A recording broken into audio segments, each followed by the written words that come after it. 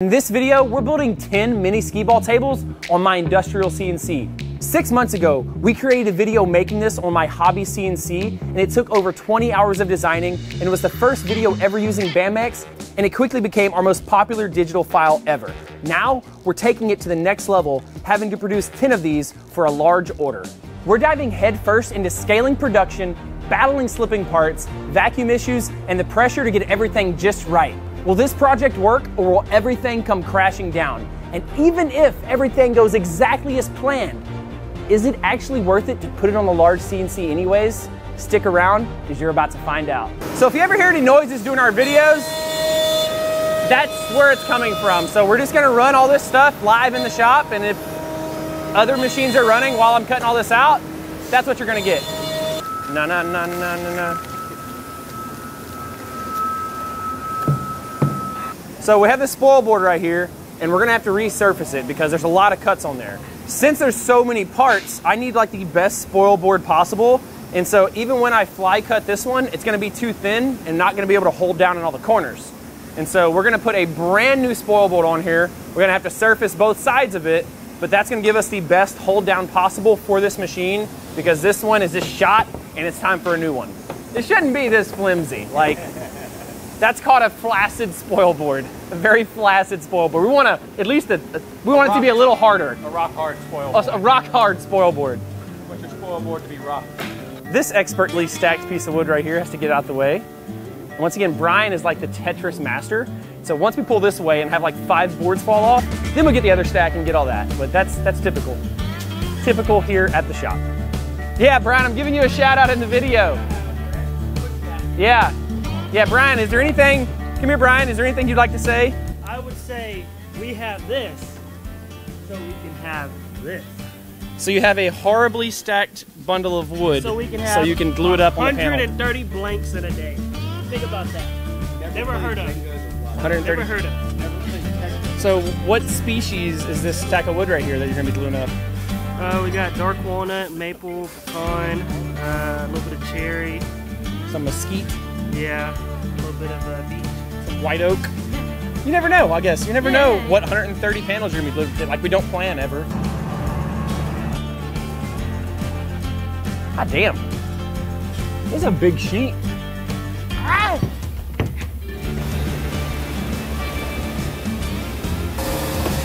Oh yeah. Oh yeah. Oh yeah. Oh yeah. Oh yeah, Fraulein. So this is our fly cut bit right here. It's got 3 carbide teeth on it. We're gonna stick it in the CNC. We're gonna touch it off just a little bit over the top and then get it fly cutting this whole entire thing. And since Anthony's the man, he's gonna do that.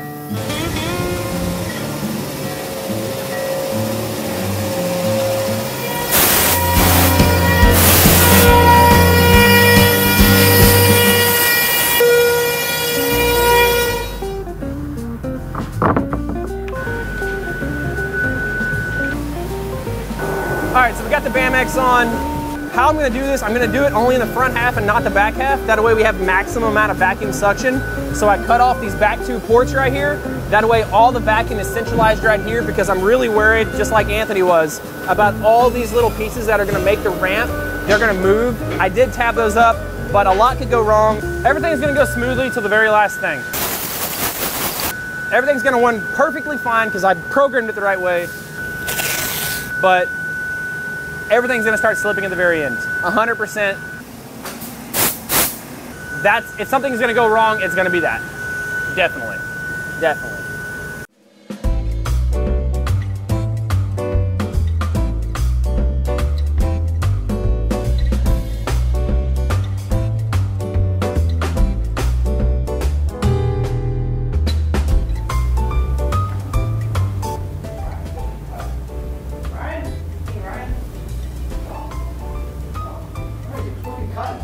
Frank, go! Man, I'm in here. What are you doing?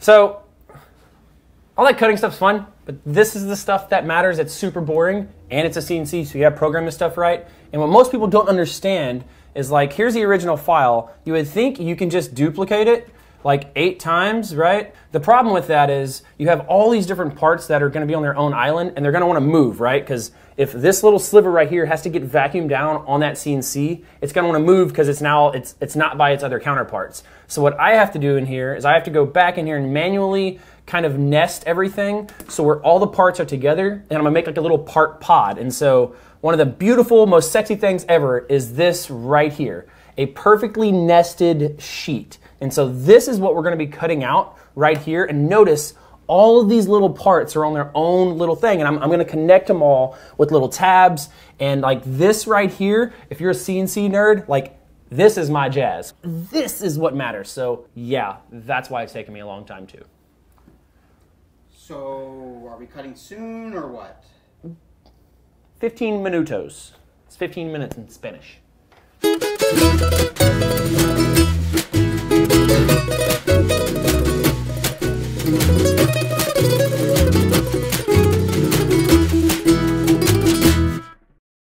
Let's crank this baby up, let's let go, and fingers crossed, legs crossed, everything crossed that it works. Let's do it.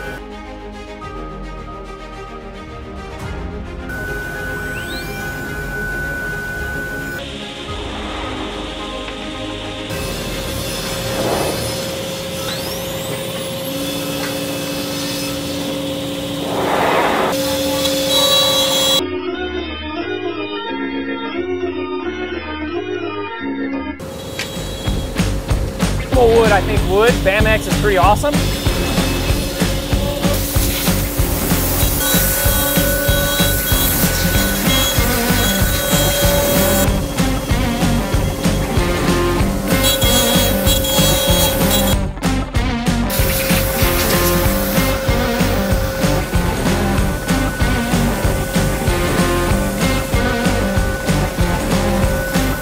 So far so good, like expected, as it should be.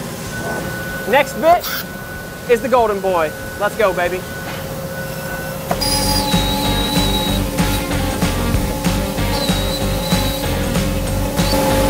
You listen real closely. That's the sound of money. That's the sound of money, baby. Woo! Woo! I love it. I love it. We have this golden boy bit going 500 inches a minute through some BAMX, cutting out some Skeeball tables. Watch it run, baby. It sounds so good. Here, get that one top. It looks good when it first starts cutting. Right here.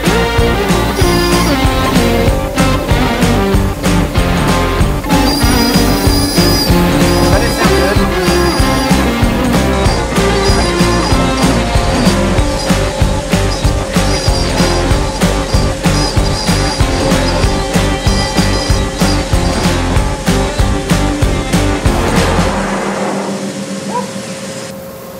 All right, so next up we have the Golden Girl. It's the Golden Boy's counterpart. It is the downcut bit, and it's gonna come back, do all the pocketing so it has that clean top edge, but still a lot of chip removal is gonna be happening. So, let's go. Woo!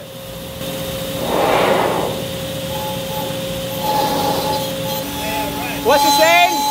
Black butter, baby! Black butter!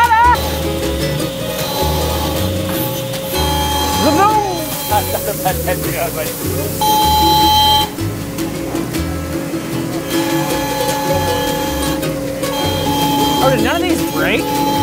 What? Let's go! Let's go! I love that!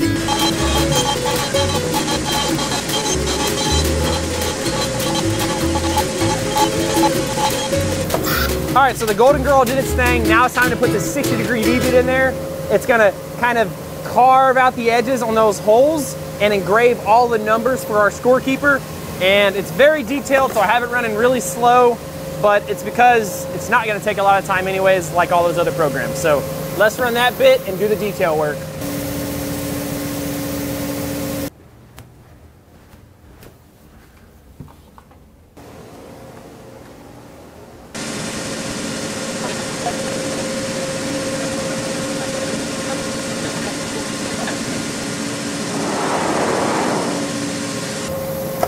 So to poke some holes in this thing, I'm actually, instead of using an 1/8 inch upcut, I just put an 1/8 inch drill bit in there just to see if it works. I've never done it before, but we're just gonna see if it can poke holes so I don't have to use an 1/8 inch bit. I don't know the difference, but I had one of these laying around, so I want to try it out. So 1/8 inch drill bit to the rescue.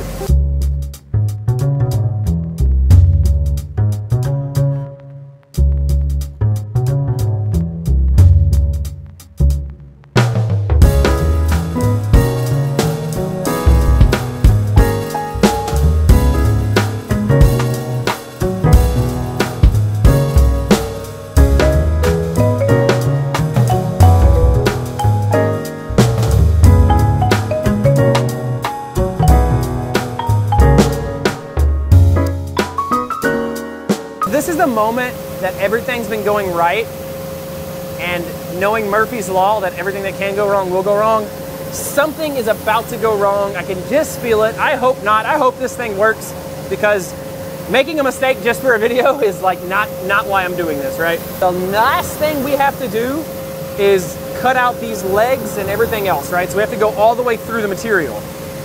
This is the big problem that I'm worried about, because all these pieces are so small, the vacuum is not gonna do much to hold them down, right? Because they're just so tiny.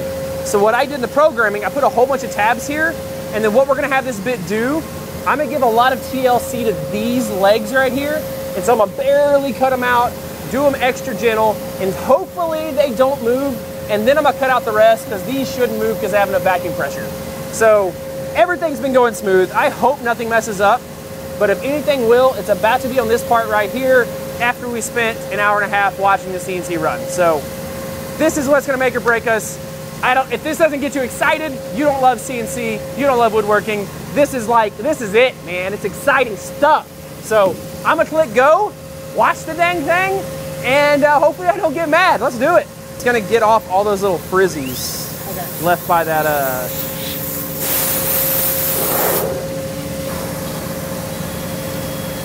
I'm not nervous.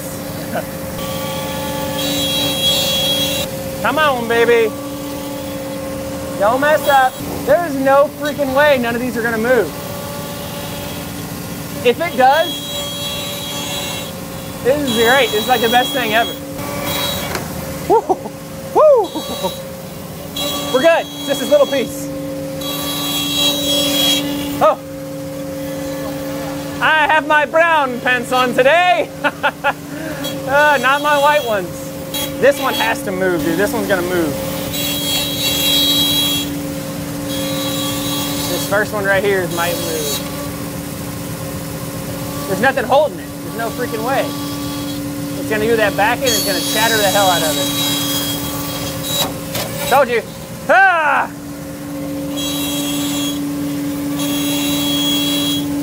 Woo! Woo!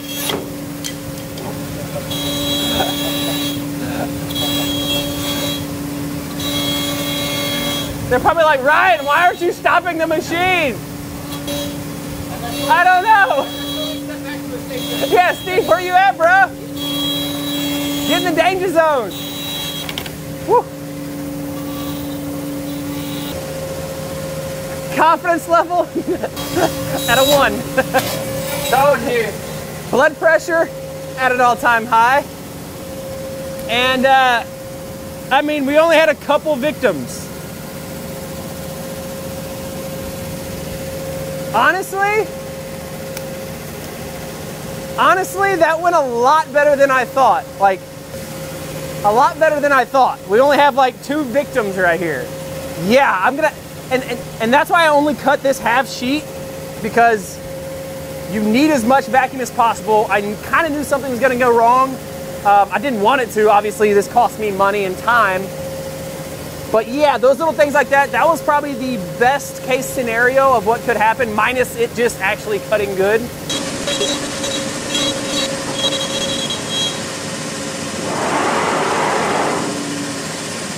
So now that we got a first half semi-successfully cut out, I'm gonna cut out that second half. I'm gonna do some different tweaks to it. Like I said, I'm going to cut from here up instead of here down, and that way this stuff shouldn't move. And other than that, it kind of all held together, and it actually worked a lot better than I thought. But I still don't know if doing it this way is actually worth it. Like, of all the designing I had to do, all the fixing. Obviously, I just had to stand here and watch it for 2 hours, make sure it cut good. And I don't know if I should have just ran it on the Onefinity and cut them out one at a time, like I did in the last video. Like, that way might be more profitable, but I don't know until I get all of this other one cut out, get them all assembled, to see how much better that big CNC was than the little CNC, and do some math. So once I get all this assembled, we'll see if it's actually worth it to cut stuff out on a industrial CNC, or should I just did it on the hobbyist. So here's all our parts. We're about to get them cut out, sanded together while the other CNC's running, and start putting these bad boys together. That's the beautiful thing about a CNC. It can run while I work. So 2 birds, 1 stone. So we got all these pieces, got to sand them all. We got a couple ends. Obviously some pieces are missing, but these are all the pieces. Vince is gonna go over there, take these to the glue clamp. Hi, I'm Vincent. I'm the shop foreman here at Derpella Works. And me and you have the great job of sanding all these pieces. We have the best job in the world.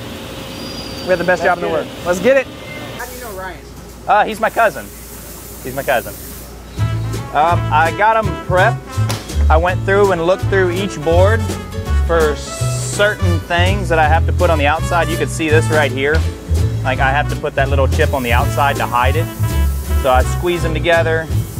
I got them skewered already just to hold them together a little bit better, make it easier to handle them.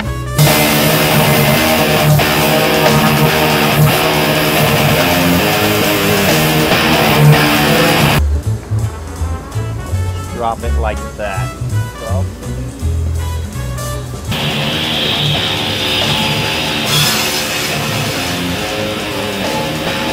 All right. Oh yeah, okay.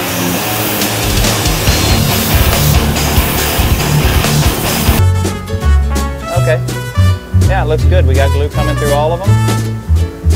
All right, looks like everything got cut out good. Going from bottom to top did yield a better product. And so now it's time to take all of this off, put them all together, and get those 10 Skeeball tables made.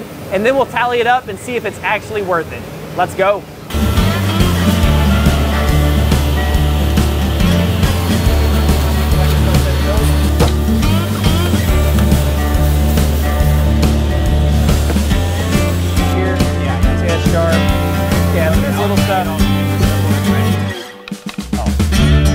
Go ahead, your turn. Mother scratcher. God, beat me by 1. How do you lose? You made these. I don't know. I'm good at making them. 1, 2, 3, 4, 5, 6, 7, 8, 9, and 10. We are done. All 10 of these came out great. The team helped out a lot. All we have to do is put a finish coat on them, and they'll come out looking spick and span like this. This is such a fun project to do, and I learned a ton from the vacuum slippage to how to conquer this project because there's so many small parts. But at the end of the day, was doing all this and scaling it up from my Onefinity to the Shop Saber actually worth it? And the answer for me, no, absolutely not. It was not worth it to take that single project and scale it up and only make 10 of them. If I was making hundreds of these, doing them every single day, it would have been worth it. But for this single order, only making 10 of them was not worth all the time and energy I had to spend right there next to the CNC, figuring all this out, having all my guys stop in the shop and do all this stuff. And if any of you are interested in making money with your CNC, check out CIC Academy. Link is in the description. And right here is how we made the very first Skeeball table. Check out that video. Much appreciated. And remember, guys, as always, if you ain't cutting it close, you ain't cutting it right.